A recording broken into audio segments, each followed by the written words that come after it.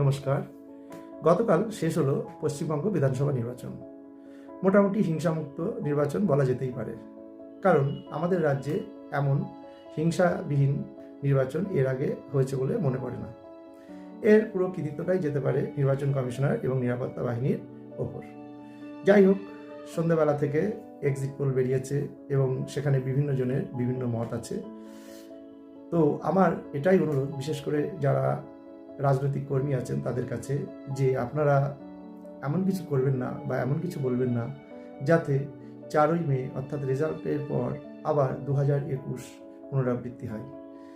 আমরা সবাই জানি 2021-এর নির্বাচন পরবর্তী হিংসা, যা একজন সাধারণ পশ্চিমবঙ্গবাসী হিসাবে মনকে বিশেষভাবে নাড়া দিয়েছিল।